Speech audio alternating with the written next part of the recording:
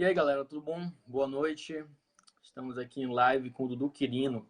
Dudu é um trompetista brasileiro, né? Carioca? Não, eu sou caiçara, bicho. Você não sabe o que é esse termo, né? Não. Eu sou do litoral de São Paulo. Quem vive na praia, a gente costuma chamar de caiçara do pé chato, bicho. Eu sou do litoral norte de São Paulo. Show de bola. Então, Dudu agora está residindo em Portugal, né, Dudu? Sim, mudei pra cá faz 20 dias. Boa. Tu tava onde antes? Cara, eu fiquei os últimos 3 anos com residência, com endereço no Brasil, porém, os últimos 3 anos, cara, eu passei por mais de 30 países e desde que eu comecei a trabalhar com essa onda de trabalhar como assistente de direção musical, diretor musical, como primeiro trompete de navio, eu passei Vamos por falar mais de de 70 países no Brasil. total, cara. Mas só para você entender, a minha residência mesmo sempre foi no Brasil, mas eu ficava muito pouco tempo, não dava tempo de ficar no Brasil, porque dos últimos 3 anos, todas as minhas férias, eu chegava de férias, eu ia para América do Sul, ia para Europa, então eu fiquei muito pouco tempo no Brasil, cara. Show. Então é isso. Para começar, Dudu, como foi seu início na música? Onde foi que você se encontrou? Então, cara, eu vim de banda municipal, na verdade, cara. Eu comecei em 2000, 99 para 2000. Mas cara, faz uma cara já ainda, já vai para 19 anos aí que eu tô fazendo música. Eu não tive a experiência de vir de fanfarras ou bandas marciais como muitos músicos no Brasil todo aí, né? Eu vim de banda municipal, comecei a estudar música na banda municipal de Caraguatatuba, que é a minha cidade onde eu nasci. E as bandas municipais no interior de São Paulo, no litoral norte de São Paulo, é muito, muito forte. Na minha região, são 4 cidades juntas e cada cidade tem uma banda municipal. Eu comecei por meados de 2000, mais ou menos, e foi mais ou menos na mesma época que eu já comecei muito tarde, cara. Eu comecei com 19 para 20 anos, assim. Não comecei Sério? cedo, muito sério. Na verdade, eu jogava futebol, cara. Eu era jogador de futebol, era lateral direito. Naquela época ainda existia o lateral direito. E por motivos da vida, eu acabei indo num sábado, no final de semana, na Praça do Coreto, na praça onde fica a matriz da minha cidade. Toda cidade pequena tem uma igreja matriz, né? E tava tocando banda e, por uma coincidência muito grande, um primo de segundo grau do meu pai, o filho dele tocava trompete, hoje é cantor, inclusive. Foi quando ele falou: Ah, tá precisando. Eu tava totalmente desanimado com o futebol, foi uma época bem ruim para mim, eu tive um problema no joelho. E aí eu falei: Ah, quer saber? Eu vou fazer outra coisa da vida. E aí o maestro falou: Ah, tô precisando de alguém que toque um bumbo aqui. Eu fui tocar bumbo, cara. Comecei tocando bumbo na banda municipal da minha cidade. E só que aí, como eu tava com 20 anos, de 19 para 20 anos de idade, eu não sabia que eu ia levar isso como profissão. Só que eu sempre levei as coisas muito, muito a sério, cara. Muito, muito a sério mesmo, sabe, Elton? Tipo, eu pensei comigo, eu já tô atrasado, cara. Eu já tô com 19 anos, tem molecada com 14, 15 tocando. Eu sempre levo as coisas muito a sério. Cara, eu abracei o instrumento como se fosse extensão do meu corpo. Desde o primeiro dia que eu decidi que eu ia tocar trompete, foi com 20 anos. E tem uma história muito legal que não sei, eu não lembro se eu falei isso numa entrevista com o Leopoldo, por isso que é muito legal esse lance da live de você me entrevistar, que geralmente eu falo das pessoas e as pessoas não sabem da minha história, né? Quando eu fui fazer o teste, eu estava com 4 para 5 meses de trompete. O meu primeiro professor do Litoral, que hoje é maestro da banda municipal de Ubatuba, ele me levou para fazer o teste na atual EMESP, que era a antiga Universidade Livre de Música Tom Jobim, onde saíram grandes caras de lá. Vou citar para você nomes aqui. Saiu de lá Paulo Jordão, Sidmar, Paulo Viveiros, Renato Longo, Amarildo, Wellington. Toda essa galera saiu da EMESP, da antiga ULM. Robinho Silva, trompete, Diogo, a maioria da galera de São Paulo, quase todos saíram de lá, né? E quando eu fui estudar lá, eu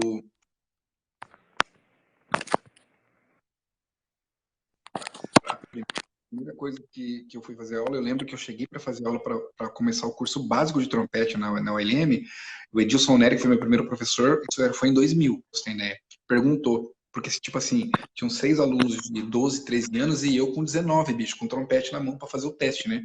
E aí ele olhou e falou assim: Cara, você tem certeza que você quer estudar aqui? Antes de fazer a prova com ele, a primeira coisa que ele perguntou, ele desceu, viu a fila de trompete, falou: Você tem certeza que você quer? Por que você quer estudar trompete, bicho? Ele me chamava de caipira. Ô, caipira, você veio lá da praia, você quer estudar aqui na capital, não sei o quê. Me zoava demais, tem noção. Ele falou, você tem certeza que você quer estudar trompete, bicho? Eu falei pra ele assim, é a única coisa que eu vou fazer na minha vida a partir de hoje. E foi o que eu falei pra ele, se você me der a oportunidade de estudar aqui, nem foi ele que participou da minha banca, né? Porque foi o capitão, bicho, que era outro. Minha banca foi trash, assim, quando eu fui fazer o teste. Era o capitão, Sétimo Paiolete, Chiquinho e Edmilson Neri. Essa era a minha banca, cara. Banca fantástica, assim, os caras muito fodas. E aí eu falei pra ele, não, é isso que eu vou fazer da minha vida. Eu já tava de São Paulo a Caraguá, são 3 horas e meia de ônibus, então eu já tinha que pegar um ônibus, difícil pra caramba, não tinha dinheiro para pagar passagem, eu tinha que enfrentar fila na, na promoção social que fala, cara. É, toda cidade tem um núcleo de pessoas, de moradores de rua, de pessoas que têm deficiência, de pessoas que não têm dinheiro e vai pedir dinheiro nesse lugar. Eu não sei se é promoção social. Toda cidade tem esse órgão. Tipo de gente que vai pedir algum auxílio. Esqueci o nome, cara. Eu entrava na fila, cara, com bêbado, com todo tipo de gente para pedir passagem para estudar em São Paulo, velho. Para estudar na ULM. Isso que eu falo, que as pessoas não sabem da minha história, né? E que quando o Edilson falou, não, então vamos ver o que a gente vai fazer. Não falou que eu tinha passado. Quando eu descobri que eu passei na ULM, cara, você não tem noção. Eu fui trabalhar com meu cunhado de chapeiro no restaurante, depois eu fui trabalhar de agente de zoonoses, de combater mosquito da dengue, tudo para pagar a passagem para estudar trompete em São Paulo, cara. Então, não, o nego não sabe um terço da história. Tipo, são coisas que eu tô falando para você aqui em primeira mão, assim, que eu acho que nem na entrevista do Leopoldo eu falei isso. E porque são coisas que eu vou lembrando, né? E meu começo foi esse, cara, para te dar espaço para você fazer mais perguntas, mas meu começo foi trash, assim. Todo mundo tem uma história triste para contar, a minha é mais ou menos essa, cara. E o começo da música foi em 2000, por acaso, que eu fui estudar. É uma história, né, mas serve como incentivo, Dudu, sem dúvidas. É bom contar sobre isso. É muito Cara, e eu não tenho só, vergonha de nada, sabe? Não tenho vergonha de nada, cara. a gente só vê o músico lá no topo, né, e não sabe por quais situações ele passou para chegar até ali. Então é importante a Sim, gente sim. sobre o Sim, e outra, cara, e até hoje eu levo isso muito sério quando as pessoas perguntam, porque a gente escuta várias coisas na internet da galera, né, cara? Eu tenho um público muito legal que me acompanha, e tem um público que me acompanha, tem gente que gosta, tem gente que não gosta, né? E as pessoas acham que a gente chegou ontem, né? Falam, o cara tá fazendo live há 2 anos aí e tal, da onde que veio? Então, cara, fazem 20 anos, bicho. Né? Todo mundo só vê, nego só vê até o navio é uma coisa recente, dos últimos 10 anos, mas antes de 10 anos, antes de chegar no navio, para trabalhar em navio, cara, eu passei por muita coisa, bicho. Muita coisa. Você não... Pode falar. Tu foi militar, né? Cara, no exército, cara, o David Barbosa tá aí, palhaço, esse palhaço aí tá aí, ó. Foi sargento temporário. Eu vou falar pra ele, vai dar risada. Os caras me chamavam de Forrest Gump, cara, contador de histórias no exército, porque eu já fiz de tudo que você possa imaginar, velho. Cara, eu já trabalhei em banda municipal, já trabalhei no exército, já trabalhei em banda tocando em funeral, já trabalhei em banda sinfônica, em banda de jazz, cara, já fiz de tudo que você possa imaginar. A minha história no exército, cara, foi uma passagem assim que eu dei uma parada de fazer navio em 2011, mais ou menos. Eu cansei, cara, cansei, aloprei. Eu fiz 3 anos, já tava viajando, cara, ganhando muito bem, tocando só com americano, fazendo aula com um trompetista chamado Jeff Ellis, que é um trompetista fantástico. Ele é um cara anônimo, mas um trompetista que arrumou minha maneira de tocar, assim, de fazer lead. Eu cansei, eu fiz 3 anos, bicho. Pra quem já fez navio sabe que cansa. Eu cansei. Putz, bicho, eu fiz muito contrato, longe da família, daí eu parei por um tempo. Voltei pra minha cidade, eu cheguei na minha cidade e falei, mano, eu preciso parar de tocar trompete um pouco. Eu tava tocando, cara, imagina, uma rotina de 3, 4 shows por dia, 3 anos seguidos. Eu tava cansado, eu não queria mais saber de trompete na minha vida. Eu falei, não vou mais tocar trompete, eu vou pescar, bicho. Quando eu cheguei no litoral, eu fui convidado para ser diretor musical da Fundação Cultural da minha cidade, sabe? Fui convidado para ser diretor musical e aí virei diretor musical da minha cidade. Então eu cuidava do projeto Guri, que a gente tinha, não do projeto Guri, mas da minha cidade, o Polo, quem cuida é a Fundação Cultural. Então eu era responsável pelo projeto Guri, responsável pela banda municipal, pelo coral municipal, pela big band, orquestra de viola, todos os polos, tudo o que acontecia de música na cidade, musicalmente, que envolvia a Fundação Cultural, eu era o responsável. E eu já peguei uma puta carga também de cara. Pum, eu falei, pô, eu acabei de sair de uma loucura de navio e agora eu tinha que tomar conta, tipo, de 80 funcionários, assim. Eu falei, não, tá, eu falei, tô louco, né? Fiquei 2 anos nisso aí. 2 anos trabalhando nisso. Foi quando eu assumi a Banda Municipal de Caraguá. Virei maestro da Banda Municipal, nessa mesma época como diretor, e foi quando eu criei a Caraguá Jazz Big Band. Foi a primeira orquestra popular do litoral, no qual Chiquinho Oliveira foi solar comigo lá, levei algumas pessoas para lá, entendeu? Quer falar alguma coisa ou não? Qual é a cidade? Caraguatatuba. Ah, certo. E aí criei uma Caraguá Jazz Big Band, que era uma Big Band misturada de alunos com professores do Projeto Guri, com banda municipal. Então, ao mesmo tempo, eu estava como diretor musical, maestro da banda municipal e maestro da Big Band. Eu não consigo fazer uma coisa só, velho. Eu vou fazendo um monte de vou fazendo e vou indo. Por isso que eu tô te falando, que é uma loucura.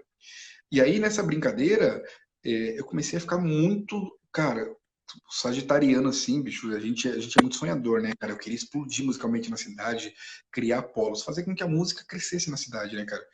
Só que aí foi começando a me cansar, cara, por causa de política. Não vou falar de política aqui, o programa é para isso. Mas por causa de política começou a me cansar, porque para comprar um violino tinha problema com política, para fechar um show para Big Band, para molecada, tudo envolvia política, como todos os municípios burocráticos. Aí, cara, eu pulei fora, um amigo meu falou, mano, tá abrindo uma vaga no quartel em Caçapava, vai abrir um concurso assim, assim, assado, tal, tal, tal. Você não quer fazer? Eu fui fazer, cara. Eu me chamaram para passear, a hora que eu fui ver era a vacina, velho. Eu fui, eu fui parar, só pra você saber, fui parar no exército, bicho. Isso foram 2 anos, 2 anos, 2 anos. Fiquei 1 ano e 5 meses no exército, cara. O exército foi uma das melhores experiências musicais da minha vida, cara. Porque eu entendi duas coisas na minha vida. Entendi como é você gostar de uma coisa, você vestir a farda, você lutar pelo país e tal. E também entendi que não era pra mim. Essa foi a segunda coisa. Eu fiquei um ano e 5 meses, falei, mano, cara, eu fui o cabo mais mentiroso que existiu no exército, velho. Cara, eu não conseguia ficar em forma, eu passava mal, eu caía. O Francis me zoou pra caramba, cara. É, Qual minha cidade? formatura foi Caçapava, cara. Eu fui cabo do exército de Caçapava. Qual é o estado? E de São Paulo também, de São Paulo, Caçapava. E foi muito legal, foi uma experiência muito bacana. Tenho amigos até hoje, zoo com todo mundo. Cara, eu pedi conta, bicho, do exército. Pedi conta. Falei, quer saber? É o 150 que eles falam, né? Acho que eu fui no cabo que pediu pra sair, ainda ganhei uma placa de honra ao mérito. Me deram uma placa de bronze assim, de honra ao mérito. Porque, cara, foi um. Eu acho, velho, foi o ano e meio mais divertido de toda a história daquele quartel da banda, cara. Porque era só, cara, era só piada. Meu carro quebrava, eu caía em forma, andava com o uniforme, com a farda, tudo torto. Os caras me chamam, cara, você é mulambento demais, você não pode ser cabo, cara. Bicho, foi uma experiência fantástica, velho. Fantástico, fantástico, assim. Os dobrados, tocava os dobrados, tudo que nem tocava tocando no dobrado em jazz, os caras que me prender. Bicho, cada história que você não tem noção, velho. Coisa muito Caraca. louca. Saí do exército. Saí do exército. Um mês antes de sair do exército, liguei para um brotherzaço, meu trombonista, que também é diretor na Royal Caribbean em Miami. Falei, mano, cansado do Brasil, já deu tempo aqui, já tava 5 anos fora. Falei, cara, quero voltar pro navio. E aí, como é que faz? Ele falou, mano, daqui 20 dias tem um cara saindo, quer voltar, você vai voltar daqui 20 dias. Velho, Forrest Gump, eu te falei, contador de histórias, bicho. Larguei tudo 4 anos atrás, voltei pro navio, voltei a fazer minha carreira internacional de novo. E vou falar para você, na minha opinião, musicalmente falando, é um dos melhores empregos do mundo, cara. Do mundo, sem sombra de dúvidas. Sem sombra de dúvidas. Tu vai falar um pouquinho mais sobre isso aí. Quais foram os teus principais professores, assim, os fundamentais, que te ensinaram Cara, assim? cara, tipo, não tem nem como falar, eu não vou nem falar fundamentais, eu vou falar os caras que eu estudei de verdade, assim, que eu estudei mesmo, fiz aula. Eu fiz aula com o Edilson Neri, de São Paulo, sétimo Pailete, falecido já, em São Paulo. O Daniel Alcântara, São Paulo. E aí depois desses três, eu comecei a fazer aulas avulsas, assim. Fui correr atrás de estudar lead, estudei com o Jeff Ellis, com esse americano, um bom tempo com ele, quase 1 ano e meio, para 2 anos. E depois disso, eu comecei a me encantar por lead trumpet. Aí fui estudar com o Roger Ingram e depois o meu último professor que eu fiz aulas online foi com o Bob Shield. Bob São os Shield. dois, Guru, né? são os dois. Sim, cara, muita gente não. O problema é o seguinte, ó. Muita gente não entende algum lance dos americanos, assim, o jeito que os caras pensam, e às vezes julgam. Eu acho que o grande problema do Brasil é o fato dos músicos não falarem inglês, cara, porque os caras têm conhecimento, cara. Eles sabem das coisas, bicho. Roger Ingram, cara, é um dos melhores lead trumpets do planeta, cara. Bob Shield, um dos melhores músicos do planeta. Então, assim, por não falar inglês, os caras falam, mas o cara é assim, assim. Fala, cara, você tem que entender que a cultura é diferente. É que nem eu que tô morando na Europa, tô morando em Portugal, eu querer chegar e falar, mas no Brasil não é assim. Volta pro Brasil. Entendeu? Tipo, mas, mas as minhas referências são diferentes, assim, né, cara? Porque, eu não posso esquecer, eu passei um pequeno tempo, foi uma passagem mesmo, pela FITO. Então, nessa época, que a FITO é um conservatório de Osasco, eu estudei um pouco com o Ederlei, um pouco com o Rubinho também, mas foi bem pouco, assim, foi uma passagem bem interessante, que eu tive contato de estudar um pouco com o Rubinho e com o Ederlei, e um cara que me aguentava muito, muito, muito, que eu ia muito na casa dele em São Paulo, eu não posso deixar de falar desse cara, é o João Neari, cara. A gente estudou muito junto, cara. O Muito. João, A gente João é passou muito tempo. Cara, eu ia na casa do João, assim, semanalmente, isso quando eu não ia dirigindo pro conservatório pro João dar aula em Tatuíra, fazer aula com ele lá e tal. É um cara que me ajudou muito também. cara, eu sou muito Mais ou fã do menos isso. João também, é super gente boa. A gente marcou uma entrevista agora para outubro, lá em São Paulo, e Sim, vai falar um pouquinho da história dele. Mas é sim. isso aí. E agora vamos para as perguntas, digamos, importantes. O pessoal Perguntar o que quer você saber quiser, velho. para morar no. Quais são as dicas que tu faz, tu deixa para quem quer morar no exterior e trabalhar como trompetista? Cara, a primeira coisa que eu acho que é muito importante para qualquer trompetista para morar aqui fora, pesquisa bastante primeiro, tá? Antes de você chegar a estudar, as pessoas não têm noção de. É, é, é muita burocracia, tá? É muita burocracia. Você tem que ter toda a documentação. Não adianta você querer vir aqui fora e querer estudar e tocar. E aqui, as pessoas levam o estudo, o tocar trompete muito a sério. Muito a sério. Você tem que entender uma coisa básica na sua cabeça. Você tá indo para outro país, de cara você é imigrante, velho. Você chegou no outro país, você é imigrante, você não é do lugar.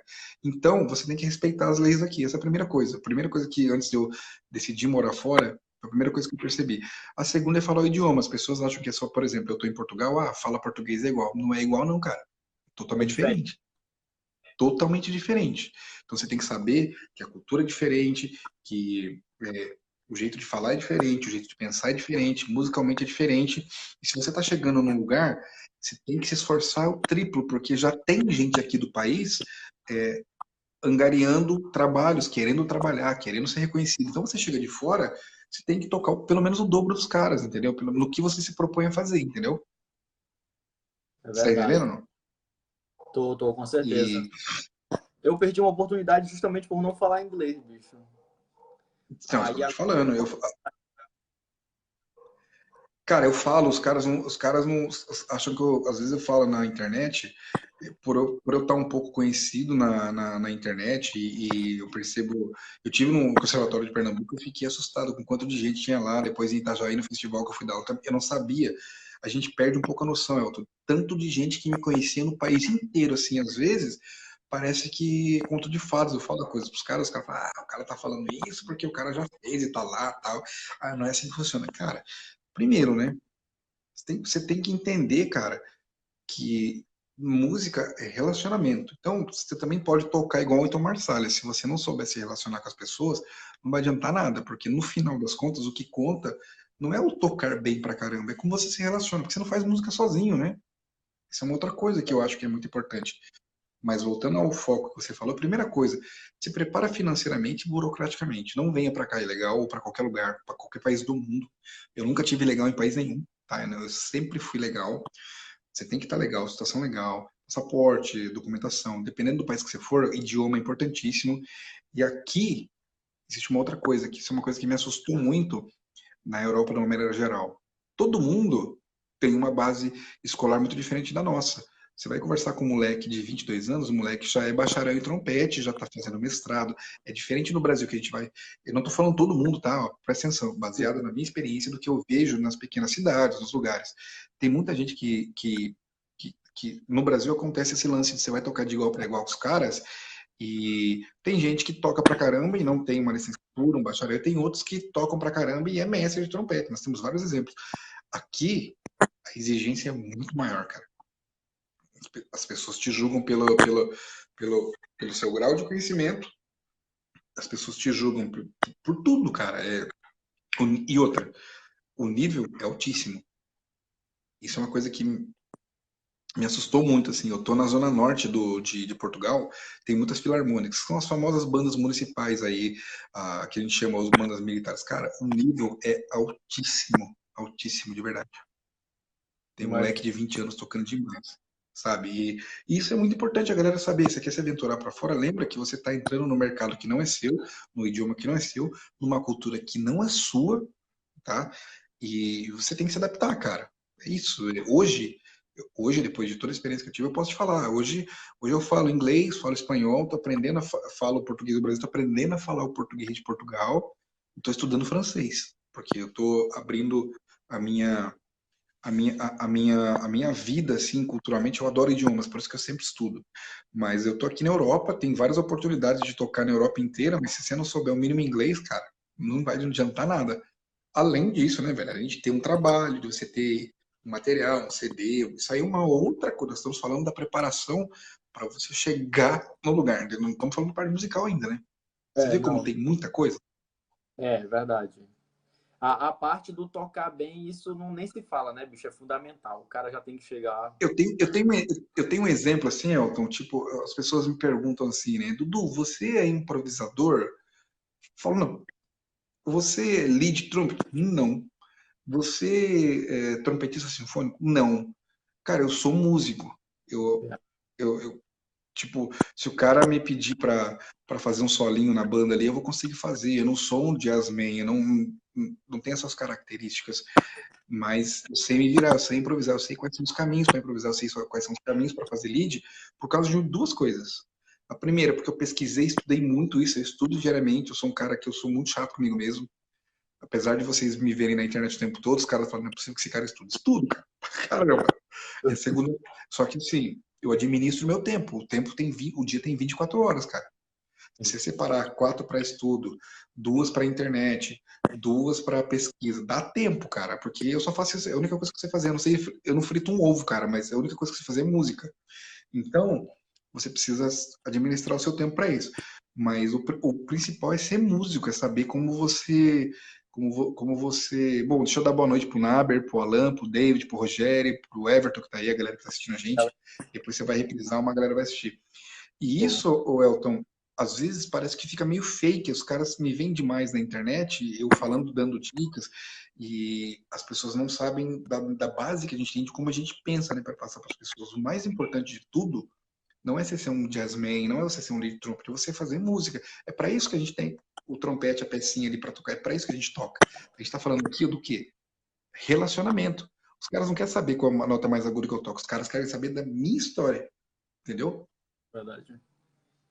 Certo, Dudu, muito bom. Agora falando da parte musical, né? Fora essa parte burocrática, a parte musical é fundamental também, né? Tá falando tocar bem, isso nem se fala. O cara já tem que ter um bom nível, né? Você tem que chegar, como você estava falando, chega no local das pessoas e tipo que você está concorrendo com elas que já estão ali. Então é bem mais complicado. Você sabe que é legal você tocar nesse assunto, Aldo? Eu vou falar para você e a galera que está assistindo de casa vai concordar comigo. O problema é o seguinte, que as pessoas não entendem. O lance de tocar bem. Cara, a partir de um certo momento que você está na sua carreira tocando, estudando, tocando, fazendo gigs, indo improvisar, fazendo lead, o meu trampo de navio, que cada dia é uma surpresa diferente.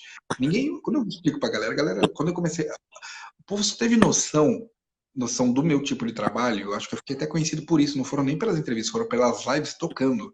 O pessoal só começou a ter noção do nível que exigia no navio quando eu comecei a postar as lives com partituras, porque lá não dá tempo, cara. O cara, um artista, por exemplo, eu tô dentro de um navio. A gente já vai chegando, mas só para explicar rapidamente. Você chega lá, o cara te manda as partituras e fala assim: nós temos ensaio de meia hora, são 12 músicas, eu tenho show às 7, outras 9. O ensaio é 5. Entre as 5 e as 7 você precisa comer e se trocar. Então, você tem 30 minutos para ler a música do cara, interpretar e sair tocando no estilo. E ninguém avisa se o cara é jamaicano, se ele é russo, se ele toca polka ou se ele toca jazz. Bicho, você tem meia hora, ou você resolve o seu problema, você desce no navio e o cara coloca outro cara no seu lugar. E isso exige muito. Daí eu falo para você, tocar bem nem se fala. Claro que não se fala, porque daí entra uma coisa muito bacana. Você imagina que você vai fazer uma operação no coração, e aí o médico operou, bonitinho, você chega na mão dele e fala, médico, parabéns, cara, você operou muito bem. Cara, se ele não operar bem, você morre. É obrigação dele operar bem. Você tá entendendo? Tocar Sim, sim, bem é obrigação nossa. Nós temos que tocar. É o que a gente faz da vida. A gente tem que fazer o melhor possível. Nós temos que tocar bem, entendeu? sim, sim. E já entrando nessa parte aí do funcionamento, como é que funciona aí no cruzeiro, né? Quantos dias você passa fora, quantos dias você trabalha? Cara, você dorme todo dia no navio, a sua casa é um navio. Um navio, assim, pra galera de casa entender, é um hotel flutuante. Você mora dentro do trabalho, é isso. Você mora dentro do trabalho. Tem alguns afazeres da parte náutica marítima que você tem treinamento, tem todas umas coisas que não tem nada a ver com música, tem a parte musical. A parte musical, a parte boa é o seguinte: você toca quase todo dia num teatro top de linha. O teatro, ele é, entre aspas, copiado com os iguais os teatros da Broadway. É inacreditável a produção. As escritas são todos reduzidos para, por exemplo, tem o West Side Story que foi escrito para 40 músicos. Lá ele é reduzido para 12, são as partituras originais. Os caras escrevem os arranjos, por isso você tem que ter uma porrada de surdina, é um musical. E o nível é muito alto. Por isso que você vê as pessoas perguntam, mas como é que é para trabalhar? Cara, tem que fazer uma audição, tem que falar inglês. Você tem o problema, a primeira barreira da língua, que é falar inglês, porque só se comunica em inglês. Você tem a segunda barreira, que é a barreira dos estilos. Muita coisa de musical americano, mesmo que nós temos acesso, não é comum do brasileiro ficar ouvindo musical. A gente não escuta musical na FM, bicho. Então são coisas específicas. A terceira coisa é o estilo. Quarta, conseguir lidar com várias línguas dentro da orquestra. Tem orquestra que às vezes que eu vou trabalhar, eu já fiz mais de 15 navios. Tem navios que são 14 músicas, cada um num país diferente. Então você é obrigado a lidar com a cultura, você precisa tocar junto com os caras, você toca com clique num lado, clique com clique, como se fosse um metrônomo de um lado, porque os musicais são todos com cliques, são junções, são poporris, entendeu? São medleys de músicas, de musical, e no outro aqui, com o retorno dos músicos, bicho. Então você tem que ficar de olho no que está acontecendo, ao vivo tocando, com clique aqui, com retorno aqui, às vezes com o maestro do seu lado gritando e falando as coisas, e com o musical rolando, e tendo que interpretar a música, velho. Você tá Em, mé- entendendo? em média, quanto dura um show, mais ou menos? 1h15, de 45 minutos a 1h30. Só que são 2 shows por noite e um ensaio. E o ensaio não é ensaio, não é ensaio assim, vamos passar qual música ficou legal. Não, o ensaio já é o show, então são 3 shows. Isso de um dos dias do navio, tá? Você tem um dia de musical, você tem um dia que é só de Big Band, tem 2 ou 3 dias que você acompanha artistas do mundo inteiro, por exemplo. Tô fazendo temporada que eu fiz em janeiro agora. Em janeiro eu fiz temporada na Ásia. Então a gente fazia China, Japão, Singapura, Malásia e Tailândia. A gente fazia esses cinco países. É, nesses 5 países que a gente fazia, terça-feira de manhã, você tá lá de boa tomando café, o diretor musical, vem aqui que chegou as partituras. Você pegava as partituras, cara, tudo em japonês, bicho, era uma cantora japonesa. E você tinha 40 minutos para interpretar as músicas da cantora, velho. E 2 shows à Sem nem noite. nunca a música dela, nem nada. Nunca. Aí que eu falo pra você, que os caras falam, você tem obrigação se eu tocar bem. Você não tem desculpa se você não tocar bem, você tá sendo pago pra isso, é para isso que você passa na audição, entendeu? Como também acompanhei grandes caras. No Brasil nós temos o The Voice, tem o American Idol, tem todos esses programas que tem no Brasil. Eu comecei a acompanhar os finalistas dos The Voice, dos American Idol e do American Got Talent, que são caras fantásticos, vocalistas que foram finalistas, começaram a trabalhar nessa onda de navio. Então você imagina, bicho, o cara que fazia cover do Bruno Mars, cover do Michael Jackson, do especial do Tower of Power. Cara, coisa aguda pra tocar. E coisa dificílima pra tocar. Tem que tocar, bicho. Chega lá, o cara Mas, te dá as partes. Pum, tá aqui, vamos tocar. Mais pergunta? Vai fazendo pergunta aí que eu vou lembrando, vou te falando.